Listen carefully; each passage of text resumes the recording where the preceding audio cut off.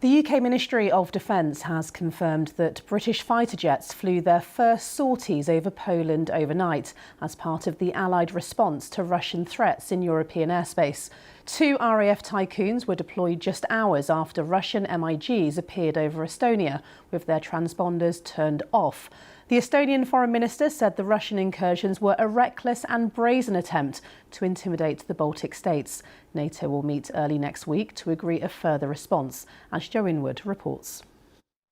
Somewhere in the skies over Poland, 2 RAF Typhoons on patrol, filmed as they refuel.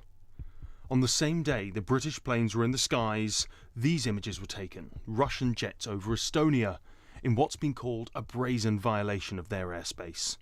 We take it very seriously. And NATO reacted in very adequate ways on military level and as politically, but our response must be very clear because Putin wants to test our unity as NATO. Putin wants to test our capabilities, our reactions, and this is a part of Putin's plan. Now, these are the jets that it's claimed spent 12 minutes in Estonian airspace, Russian MiG-31s. They are the fastest known combat aircraft, with a top speed of almost 2,000 miles per hour. Now, when they entered Estonian airspace, their identification transponders were switched off, and there was no radio communication with air traffic control. That's a potential risk to other planes in the area.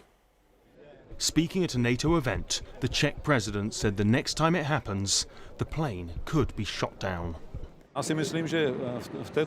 believe that at this time we must be absolutely clear that if the rules are broken, we must respond appropriately, including militarily. Russia will very quickly realize that they have made a mistake and crossed acceptable boundaries. If a NATO member were to shoot down a Russian plane, it would not be the first time. In 2015, a Russian Sukhoi crossed into Turkish airspace and was downed, resulting in the eventual death of the pilot. There were serious diplomatic and economic consequences, but no further military escalation. But 10 years on, the context is very different. Everyone can now see Russian interference against Poland and yesterday against Estonia. These are not accidental things. Russia will continue trying to spread its aggression, destabilization and interference.